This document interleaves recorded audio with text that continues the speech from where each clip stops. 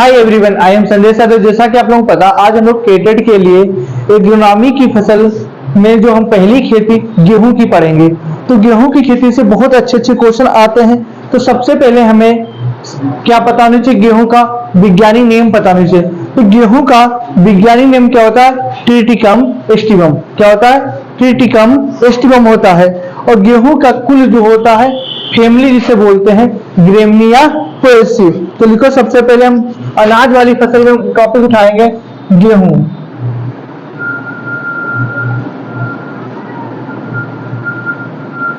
इसके अंदर पहला पॉइंट है, इसका वैज्ञानिक नेम ट्रिटिकम एस्टिवम होता है। क्या होता है? ट्रिटिकम एस्टिवम होता है। Triticum aestivum.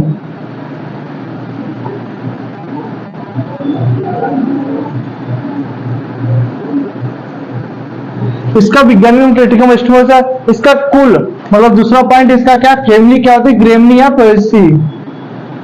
ग्रेमिनिया पोएसी। आपको पॉइंट वाइज ही दिखाते चलेंगे, बहुत अच्छे समझ में आएगा।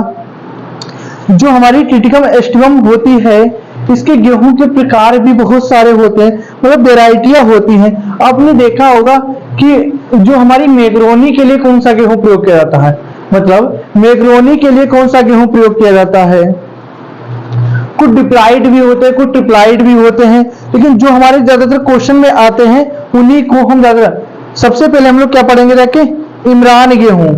इमरान गेहूं। तो इमरान गेहूं का वर्टिकल नेम क्या होता है?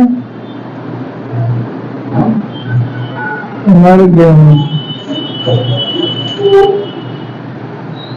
इसका वर्टिकल नेम होता है सबसे पहले ट्रिटिकम डाइकोमस। ट्रिटिकम डाइकोमस।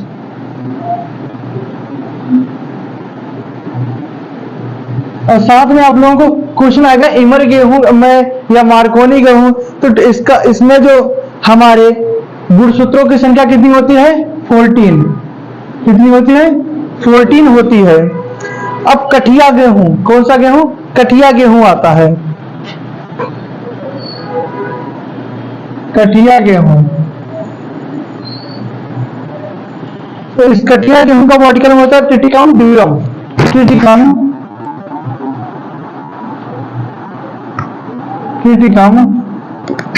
ड्यूरम। इसमें भी हमारे गुणसूत्रों की संख्या कितनी होती है? 14 होती है।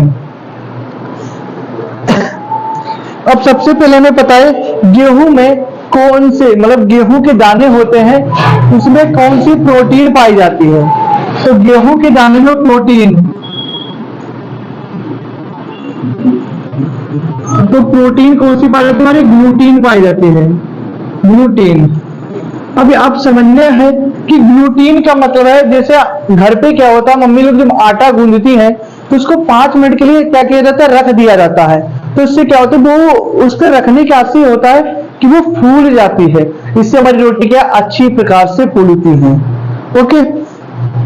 तो गेहूं का वैज्ञानिक नाम क्या है? ट्रिटिकम एस्टिवम है। इसका कुल क्या है? ग्रेमिनिया पोएसी है। और ट्रिटिकम एस्टिवम में गुणसूत्रों की संख्या कितनी होती है? 42। कितनी होती है? 42 होती है। और गेहूं कौन से प्रकार का फल है? बहुत आता है। तो गेहूं कौन से प्रकार का फल है? कैरियोप्सिस। कौन सा है? गेहूं कैरियोप्सिस प्रकार का फल है।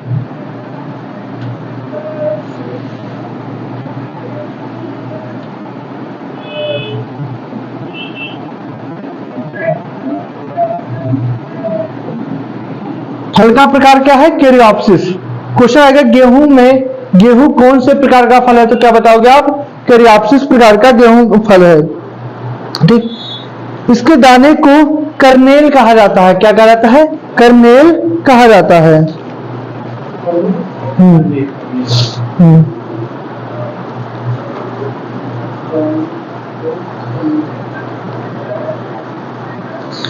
कृषि में हरित क्रांति के जन्मदाता, मतलब हरित क्रांति के जन्मदाता कौन थे? हरित क्रांति।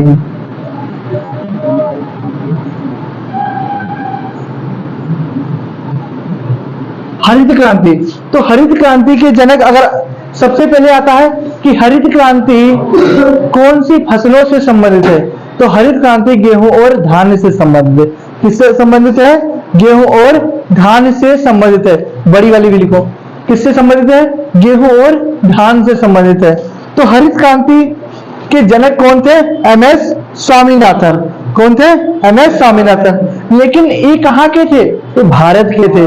तो आपको अगर खाली आए पेपर में हरित क्रांति के जनक, तो क्या बताओगे? Normal Borlaug. और लिखे कि भारत के जनक कौन थे, तो क्या बताओगे?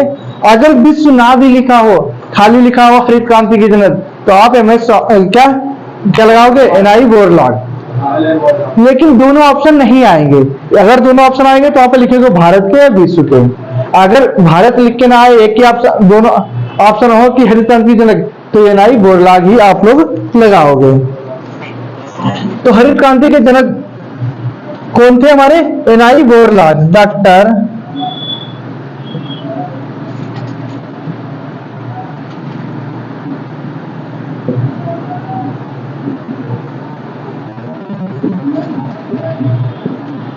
ठीक।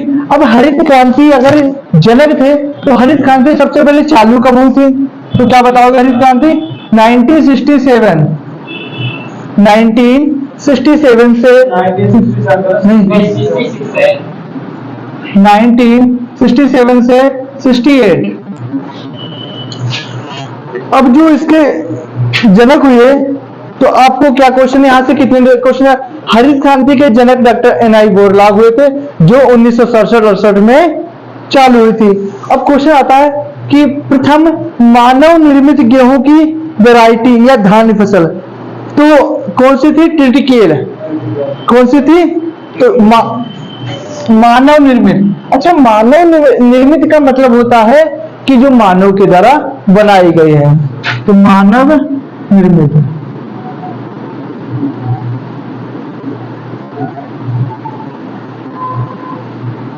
ट्रिटिकेल। अच्छा, ट्रिटिकेल पूछा गया, ट्रिटिकेल किन दो प्रजातियों से मिलकर बनाया गया? तो क्या बताओगे? किसका क्रॉस है ये? गेहूं और राई।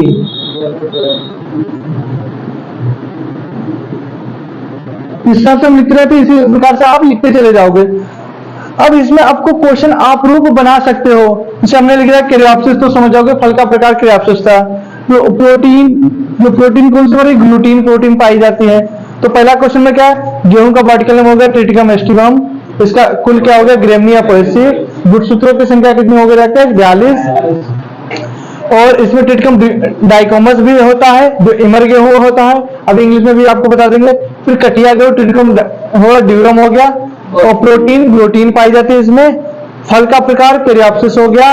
हरित क्रांति सबसे पहले किस फसल? गेहूं और धान पे हुई। तो हरित क्रांति के जनक डॉक्टर एनआई बोरलॉग, और भारत में एमएस स्वामीनाथन थे।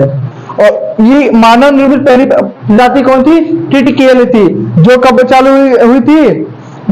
ट्रिटिकेल किससे बनाई थी? मानव के द्वारा बनाई गई थी। और ये किसके किसके क्रॉस से बनाया गया है? तो गेहूं और राई के क्रॉस से बनाई गई है।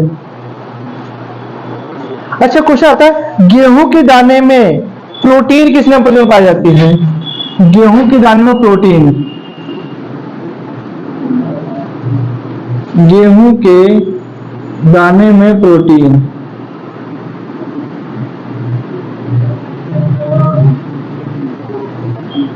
तो क्वेश्चन आएगा गेहूं के दाने में प्रोटीन कितने परसेंट पाई जाती है? तो आप क्या बताओगे? 8 से 15%। कितने परसेंट? 8 से 15% पाई जाती है। कितने प्रतिशत पाई जाती है? 15% पाई जाती है।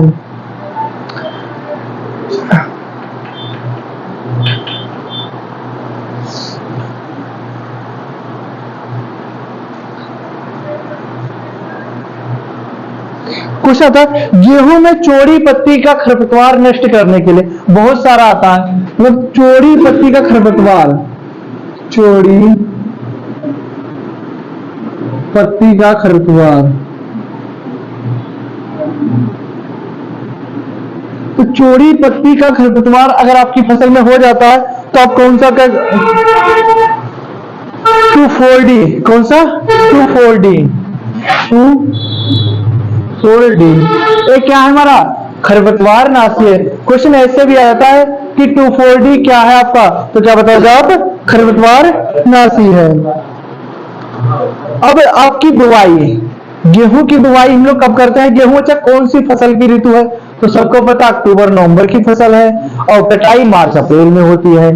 ठीक, तो गेहूं की बुवाई की बीज दर कितनी कितनी लगती है? अच्छा एक चीज आप लोगों ने बताया होगा, अगर हम छिड़काव विधि से लगाएं, छिड़काव विधि का मतलब होता है फैलाते हैं, अगर फैलाने से हम लगा रहे हैं तो क्या बीज ज्यादा पड़ेगा, अगर हम सीड्रिल द्वारा लगाए तो बीज थोड़ा सा कम पड़ेगा, क्योंकि सीड्रिल में भी पास पास में बीज आ जाते हैं। अगर डिबलर द्वारा लगाए तो और बीज कम पड़ेगा। तो इसकी सबकी अलग अलग क्वांटिटी पेपर में आती है कि डिबलर द्वारा गेहूं के लिए कितने बीज दर की मात्रा यूज की जाती है।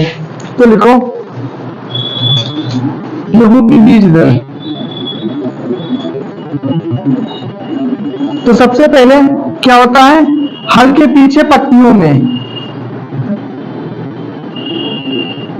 लाइन में, तो लाइन के लिए हम किससे, देसी हल से बोएंगे। तो देसी हल से बोने में हमारा बीज दर कितना होना चाहिए, 90 से 100 किलोग्राम प्रति हेक्टेयर, 90 से 100 केजी प्रति हेक्टेयर। ये कब होगी, जब हम देसी हल से बोएंगे। उसके बाद सीड्रिल से, किससे, सीड्रिल से,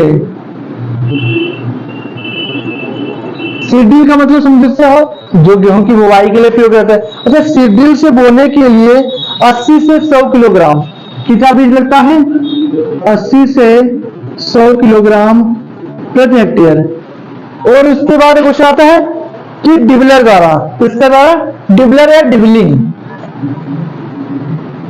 क्वेश्चन यहाँ से डिबलर में कितनी खूटियां होती है आप देखना, तो 27 खूटियां होते हैं डिबलर में। कितने, डिबलर का पहले समझो डिबलर होता क्या है।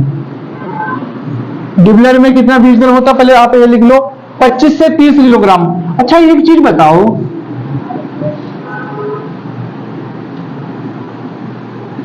कि सीड्रिल से बोया हमने कितना, वो 80 से 100 केजी प्रति हेक्टेयर बीज पटवा जाके, लेकिन डिबलर तो 25 से 30 केजी में ही हो जा रहा है। अच्छा ऐसा डिबलर में क्या है, तो डिबलर का आकार जो होता है किस टाइप का होता है, ऐसे डंडा टाइप का होता है। इसमें क्या होती है, खूटियां लगी होती हैं। डिबलर में क्या लगी होती है, खूटियां लगी होती हैं। तो खूटियों का काम क्या होता है, यानी खूटियों में बीज जाता है और डिबलर को जब ऐसे डालेंगे हैं तो वो क्या हो जाते हैं, तो बीज एक ही एक बीज जाता है, कम ही कम बीज जाता है, इसलिए इसे डिबलर द्वारा सबसे कम बीज की आवश्यकता होती है। तो समझ गए, लाइन द्वारा कितना बीज चाहिए हमें, सीड्रिल द्वारा कितना बीज चाहिए होता है, और उसके बाद डिबलर द्वारा। लास्ट में पछेती बुवाई। अच्छा पछेती का मतलब सीजन निकल जाता है तो उसको तो बीज ज्यादा चाहिए, क्योंकि जर्मिनेशन के लिए टाइम निकल गया है, और जब जर्मिनेशन के लिए हमारा टाइम निकल गया है तो वहां पे हम कोई बीज जर्मिनेशन नहीं कर पाएंगे, तो वहां पे एक्स्ट्रा बीज की आवश्यकता होगी रखे। तो जर्मिनेशन पछेती बुवाई, पछेती के लिए, तो पछेती के लिए जो हमें बीज दर चाहिए था 125 से 150 किलोग्राम प्रति हेक्टेयर, 125 से 50 किलोग्राम प्रति हेक्टेयर होता है। उसके बाद अगला आता है गेहूं की प्रमुख सिंचाइयां, प्रमुख सिंचाइयां मतलब मेन इरिगेशन। अच्छा गेहूं में सबसे पहले में सिंचाई होती कितनी, तो कितनी बताओगे, 6। कितनी होती है, 6। तो पहली को हम कहते हैं CRI स्टेज, क्या कहते हैं, क्राउन रूट इंटीग्रेशन। तो शिखर जड़ अवस्था या ताजमूल अवस्था भी हम लोग बोलते हैं। तो पहली कब होती है, शिखर जड़ अवस्था, शिखर जड़ अवस्था। यहां से आपसे क्वेश्चन आता है, दिन भी आप लोगों को पता नहीं कौन सी अवस्था कितने दिनों बाद हो जाती है, तो याद करने की भी बहुत ट्रिक है। 20 से 25 दिन बाद शिखर जड़ अवस्था गेहूं की पहली सिंचाई की होती है। इसी को हम लोग क्या बोलते हैं, CRI स्टेज भी बोलते हैं। कितनी, CRI स्टेज। ऑप्शन में 21 दिन भी लिखा होगा। ठीक, उसके बाद आते हैं दूसरी सिंचाई कल्ले निकलते समय, टीलरिंग स्टेज। कल्ले निकलते समय, कल्ले निकलते समय, इसी को कहते हैं कल्ले, मतलब टीलरिंग स्टेज। कौन सी स्टेज? टीलरिंग स्टेज। ये कब होती है?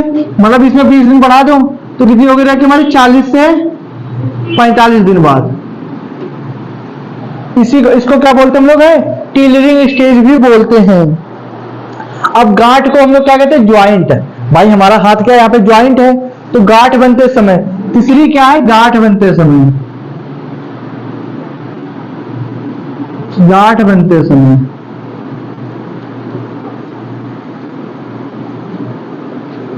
ये कब होती है? 60 से हमारी 65 दिन बाद। इसे क्या बोलते हैं हम लोग? ज्वाइंटिंग। Jointing stage. कौन सी स्टेज होगी हमारी? ज्वाइंटिंग। और चौथी हमारी पुष्पावस्था। पुष्पावस्था। तो पुष्पावस्था मतलब फ्लोरिंग स्टेज। फ्लोरिंग स्टेज कब होती है हमारी? 80 से 85 डे बाद। तो उसके बाद हमारी पांचवी अवस्था है, पांचवी होती है मिल्किंग स्टेज। कौन सी हमारी? Milking stage. मिल्किंग स्टेज मतलब दुग्ध अवस्था, 100 से 105 दिन बाद। तो उसके बाद लास्ट हमारी कौन सी होती है? दाना सख्त बढ़ते समय। क्या? दाना मतलब सख्त होते समय, दाना सख्त होते समय। सख्त का मतलब पकते समय। ठीक, तो कितनी हो गए? 120 से 125 डे बाद। तो हमारी क्या हो गया? गेहूं की प्रमुख स्टेज हो गए सिंचाई की। यहां से बहुत क्वेश्चन आते हैं जो हमारी क्या है? इरिगेशन से, कि प्रथम सिंचाई। 4 ऑप्शन दे देगा कि ये क्या गेहूं की सिंचाइयां हैं, आपको कह देगा आरोही क्रम में लगाओ। अच्छा, आरोही क्रम का मतलब क्या हो गया? इसमें घटता बढ़ता क्रम क्या है? घटता बढ़ते का मतलब है, अगर आरोही क्रम में देगा तो पहले ऑप्शन लगाओ, क्या लगाओगे? शिखर जल अवस्था। दूसरा कल्ले निकलते समय। आपको आगे पीछे कर देगा, आपको मिलाने को भी दे देगा। मिलाने को कैसे देगा? आसे ये है मिलाने का मतलब, और आपको हम यहाँ पे समझाएं। हमने क्या करा? 20 से 25 दिन बाद। अब ये क्या हो गए? इसकी हो गए, इधर लिखेंगे इसकी हो जाएगी जाके। तो वो क्या होगी? आपको क्रॉस तरीके से भी क्वेश्चन, यहाँ से क्वेश्चन बहुत आते हैं, तो एक क्वेश्चन को उनकी मर्जी किस तरीके से पूछता है, बस आपको चीजें आनी चाहिए। ओके, अगर आप लोगों को क्लास अच्छी लगी हो तो थैंक यू।